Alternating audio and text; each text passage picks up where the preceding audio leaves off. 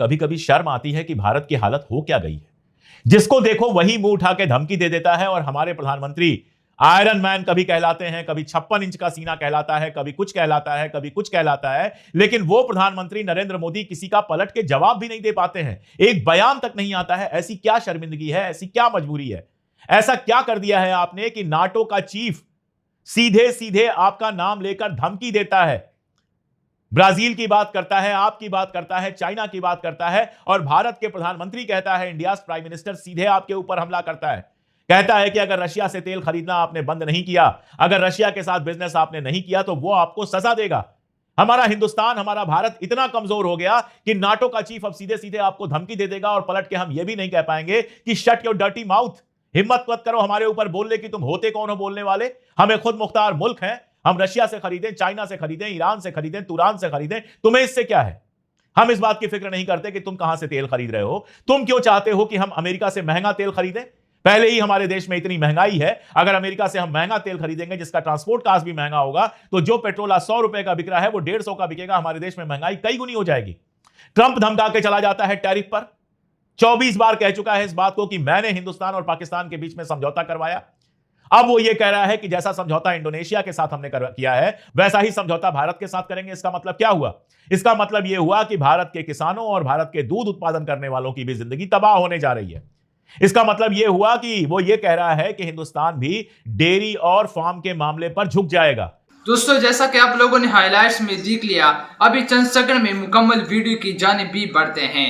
नाजरीन, हालत तेजी से बदल रहे हैं। पहले अमेरिका की जानिब से दबाव और अब नेटो की धमकियां। सवाल यह है कि आखिर मोदी कब खामोशी तोड़ेंगे, कब कौम को बताएगा कि ये चल क्या रहा है। दुनिया की ताकतवर तरीन फौजी इत्तेहाद नेटो अब भारत को बराह रास्त निशाने पर ले रहा है, और इस धमकी की बाज़-गुज़श्त सिर्फ बैनुल-अक़वामी मीडिया तक महदूद नहीं बल्कि भारत के अंदर भी इज़्तिराब फैल चुका है। सब कुछ यहाँ से शुरू हुआ जब अमेरिका ने भारत की पॉलिसियों पर शदीद तहफ़्फ़ुज़ात का इजहार किया, चाहे वो रूस के साथ भारत के ताल्लुकात हो या चीन के साथ सरहदी कशीदगी। अमेरिका को भारत की गैर वाज़ेह पोजीशन पर एतराज़ है और अब यही गुस्सा नेटो की पॉलिसी में भी झलक रहा है। हाल ही में नेटो के एक आला सतह इजलास में भारत को गैर करार दिया गया। साथ ही ये बात भी की कि अगर भारत ने अपनी पॉलिसीज वाज़ेह न की तो नेटो के साथ ताल्लुकात मज़ीद ख़राब हो सकते हैं। मगर हैरत की बात यह है कि इन तमाम बैनुल-अक़वामी दबाव के बावजूद भी मोदी साहब मुसलसल खामोश है और न मीडिया को कोई वाज़ेह पैगाम दे रहे हैं और न पार्लियामेंट में इस हवाले से कोई बयान आ रहा है। आखिर मोदी क्यों चुप है?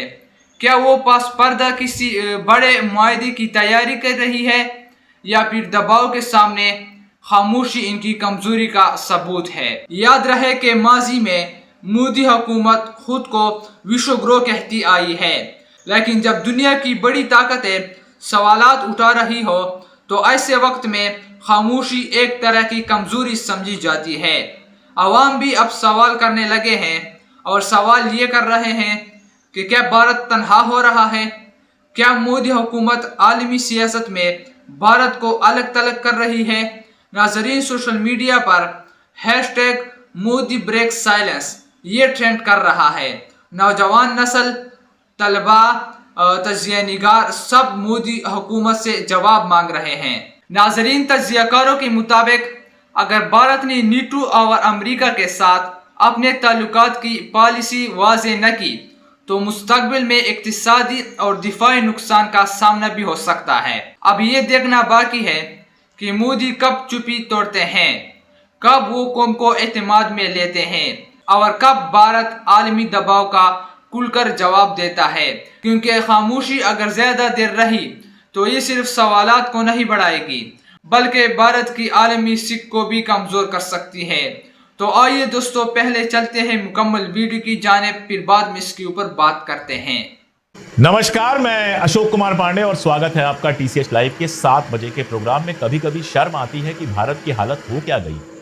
जिसको देखो वही मुंह उठा के धमकी दे देता है और हमारे प्रधानमंत्री आयरन मैन कभी कहलाते हैं, कभी 56 इंच का सीना कहलाता है, कभी कुछ कहलाता है, कभी कुछ कहलाता है, लेकिन वो प्रधानमंत्री नरेंद्र मोदी किसी का पलट के जवाब भी नहीं दे पाते हैं, एक बयान तक नहीं आता है। ऐसी क्या शर्मिंदगी है, ऐसी क्या मजबूरी है, ऐसा क्या कर दिया है आपने कि नाटो का चीफ सीधे सीधे आपका नाम लेकर धमकी देता है, ब्राजील की बात करता है, आपकी बात करता है, चाइना की बात करता है, और भारत के प्रधानमंत्री कहता है, इंडिया प्राइम मिनिस्टर सीधे आपके ऊपर हमला करता है, कहता है कि अगर रशिया से तेल खरीदना आपने बंद नहीं किया, अगर रशिया के साथ बिजनेस आपने नहीं किया तो वो आपको सजा देगा।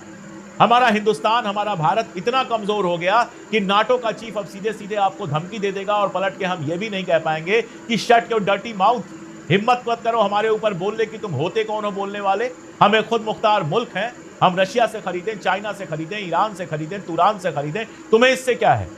हम इस बात की फिक्र नहीं करते कि तुम कहां से तेल खरीद रहे हो, तुम क्यों चाहते हो कि हम अमेरिका से महंगा तेल खरीदें। पहले ही अमेरिका और बाकी जगहों की सस्ती कपास हमारे मार्केट में फैल गई, जिसका नतीजा यह हुआ कि विदर्भ, जो कभी चांदी का कटोरा कहा जाता था, जहां का किसान कपास के दम पर शान से रहता था, उसका कपास मार्केट से बाहर हो गया, और जिसका यह परिणाम हुआ कि आज तक विदर्भ के अंदर लगातार किसान अपनी जानें दे रहे हैं, जिस पर कोई बात करने को तैयार नहीं है। और यही हाल डेयरी प्रोडक्ट का होगा, वहां से अच्छे अच्छे पैकेजिंग में डेयरी प्रोडक्ट्स आएंगे और हिंदुस्तान के बाजार पर पूरा कब्जा कर लेंगे, और हमारा गाय रखने वाला, भैंस रखने वाला, दूध बेचने वाला जो पूरा का पूरा एक मार्केट है, उस मार्केट पर कब्जा कर लेंगे। फिर जो यहां के लोग वो बिजनेस कर रहे थे वो कहां जाएंगे, आप खुद सोच लीजिए। वैसे ही अगर टैरिफ जीरो होता है, टैरिफ कम होता है, इसका मतलब ये हुआ कि हमारी फार्मास्यूटिकल, हमारी तांबे की, हमारी इलेक्ट्रिक कार की जो मार्केट है वो तो खत्म होनी ही है। कंडीशन ये है कि टेस्ला भारत में आ गई है, 59 लाख की टेस्ला है, होती तो 31 लाख की, लेकिन उस पर 28-29 लाख रुपए का टैक्स निर्मला सीतारमण जी लगाएंगी, जो सभी कारों पर लगता है, इसलिए आम आदमी को वो 59 लाख की मिलेगी। आम आदमी तो खैर क्या खरीदेगा, अमीरों के लिए ये कार आई है। लेकिन आप देखिए, हमारे एक बड़े प्रदेश का मुख्यमंत्री जाकर टेस्ला का उद्घाटन करता है, प्रधानमंत्री कहते हैं स्वदेशी का इस्तेमाल करो, और एक विदेशी कार का उद्घाटन करने के लिए हमारा मुख्यमंत्री पहुंच जाता है। गजब की है ये सरकार, जब चाहता है अमेरिका जो चाहे कह देता है, अब नाटो का चीफ भी जो चाहता है वो कह देता है, पनिश करने की बात करता है, लेकिन दुनिया भर में डंका बजने का दावा करने वाले मोदी जी अपना मुंह क्यों सिल लेते हैं, इसका जवाब आप दीजिएगा कमेंट में, मैं पढ़ूंगा और मैं भी समझने की कोशिश करूंगा। अभी और भी बहुत सारी खबरें हैं, उनको लेकर आ रही हैं शालिनी, देखते रहिए पूरा वीडियो। अब आगे की खबरों की शुरुआत कुछ बड़ी हेडलाइंस के साथ।